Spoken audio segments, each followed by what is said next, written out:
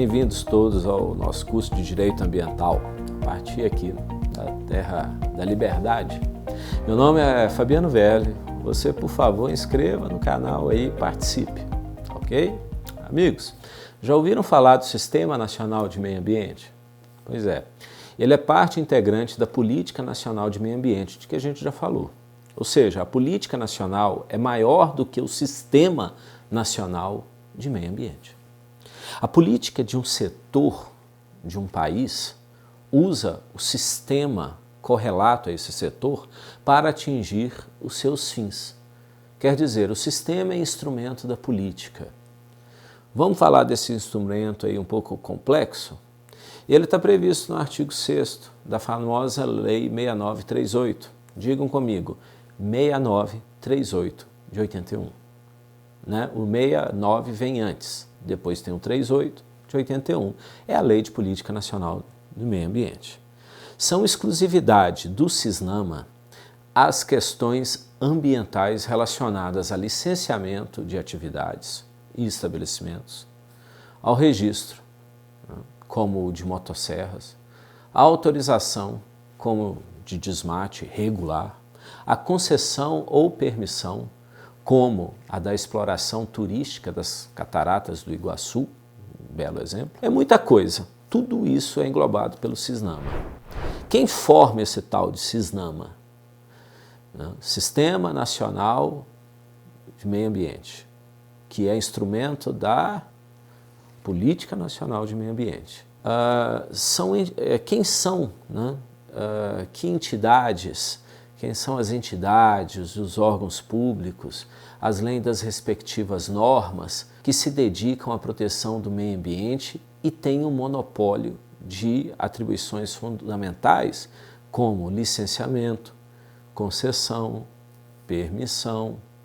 A gente vai ver. Vamos começar a ter uma visão geral do sistema no ápice, para dar os rumos do governo e formar as grandes decisões da política ambiental no Brasil inteiro. Existe um órgão superior. É o Conselho de Governo, que é previsto comumente como órgão de assessoramento direto do Presidente da República. Sua natureza e seu funcionamento são totalmente políticos, política pública mesmo, política de Estado, política séria, com P maiúsculo. É um órgão importantíssimo, só se o governo de plantão der importância grande ao meio ambiente. Seja para preservá-lo, seja para impedir também a sua preservação, que também acontece. Já o dia a dia da proteção ao meio ambiente está na mão de outros órgãos e entes públicos. Vamos a esses órgãos? Ainda no nível federal, lá em cima, regulamentações e orientações de alto nível para decisões fundamentais. Para tudo isso, temos o Conselho Nacional de Meio Ambiente, o CONAMA. Pelo amor de Deus, não confundir o sistema, que é o CISNAMA, com o órgão mais importante dele, do sistema, que é o CONAMA. Conselho Nacional do Meio Ambiente é o que mais põe a mão na massa para 1. Criar políticas ambientais. 2. Analisar dados ambientais. 3. Dizer o que pode e o que não pode tecnicamente. 4. Padronizar procedimentos, medidas, métodos, nomes técnicos, etc. Eis aí então o grande CONAMA, uma apresentação rápida. Continuando no nível federal, falando um pouco do passado, recordar é viver, né? Já dizem.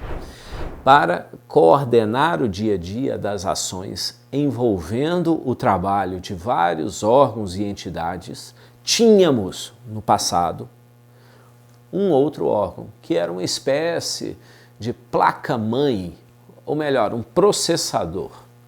Tanto é que chamávamos esse órgão de órgão central.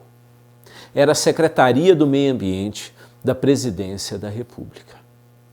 Ela sempre foi diferente do Conselho de Governo, porque ela cuidava do dia a dia, enquanto o conselho de governo é totalmente político, voltado às grandes decisões gerais, ou seja, estratégias para daqui a 5, 10 anos para frente, diplomacia, tudo mais.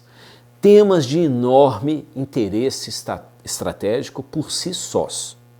Ali, naquela extinta, muito importante, não existe mais, Secretaria de Meio Ambiente, não. Ela, embora ligada ao presidente, coordenava projetos específicos, procurando harmonizar o dia a dia desse povo aí, CONAMA, IBAMA, secretarias estaduais, secretarias municipais e o próprio Ministério do Meio Ambiente, além de outros. Pois adivinha o que aconteceu com essa secretaria? Sim, foi incorporada ao Ministério do Meio Ambiente. Isso por força da Lei 8490 de 1992. Então, recapitulando, até agora falamos que, a Política Nacional de Meio Ambiente não é o mesmo que Sistema Nacional de Meio Ambiente, pois política tem a ver com metas, objetivos, razão de ser do Estado. Já o Sistema Nacional de Meio Ambiente, o SISNAMA, é apenas meio, um instrumento fundamental para se atingirem esses objetivos da política ambiental. Segunda coisa que falamos que o SISNAMA tem uma cúpula política ligada ao presidente da República. No final é quem manda. É o Conselho de Governo. As grandes metas, os grandes direcionamentos, inclusive em foros internacionais, cúpulas internacionais, Conselho de Governo. Falamos do poderoso CONAMA, órgão com o maior poder regulamentador de todo o sistema, que é o SISNAMA. A quarta coisa que falamos hoje é do Ministério do Meio Ambiente, que ele é o grande coordenador em nível nacional da política ambiental e da atuação dos vários órgãos do sistema de proteção ao meio ambiente. O Ministério do Meio Ambiente, ele hoje em dia é a placa-mãe desse computador, ou processador, como preferir. Vamos continuar. Continuando no nível federal. Existe para executar e efetivar materialmente as políticas ambientais um monte de coisa. O IBAMA, para as tarefas gerais, e o ICMBio, mais voltado para aquelas famosas unidades de conservação, como, por exemplo, parques nacionais, florestas nacionais, reservas biológicas, etc. Assim, acabamos de ver o nível federal. No nível estadual, temos os órgãos seccionais, que são os órgãos e, na verdade, também entidades estaduais que se dedicam ao meio ambiente. Sempre lembrando, gente, que órgão não tem personalidade jurídica própria. É apenas um centro de competências e atribuições, dentro de uma pessoa jurídica de direito público. Por exemplo, Secretaria Estadual de Meio Ambiente, que é órgão de uma pessoa jurídica chamada Estado de Santa Catarina, Estado do Maranhão, etc. Aqui, a lei trata de toda essa gama de entes que têm personalidade jurídica e órgãos estaduais que executam e fiscalizam. Assim, nós acabamos de ver a parte estadual, básica, né? Vamos prosseguir agora no nível municipal. Aparecem os órgãos chamados órgãos locais, que apesar do nome, órgãos, podem ser fundações com personalidade jurídica própria e autarquias também com personalidade jurídica própria, dentre outras entidades. O importante é que são eles os responsáveis pelo controle e fiscalização no nível do município. Agora, uma questão importante. Lembra-se de quando a gente falou de competência concorrente?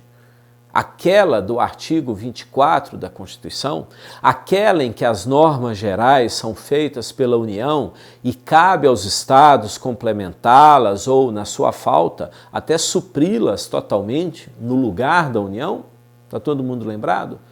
A gente iniciou isso. Pois bem, a Lei 6938 fala delas e deixa expresso que o município também poderá fazer essa suplementação ou exercício de competência plena. Quanto à suplementação em caso de interesse local, tudo bem. No caso de suprimento integral, em que legisla à vontade, aquele em que o município, né, poderia fazer tudo, pois não existe nenhuma norma geral, bem, meus amigos, chama atenção para isso. Esse suprimento poderoso, 2.0, total, tende a não ser constitucional, pois a doutrina e o próprio texto expresso da Constituição não prevêem esse poder todo ao município.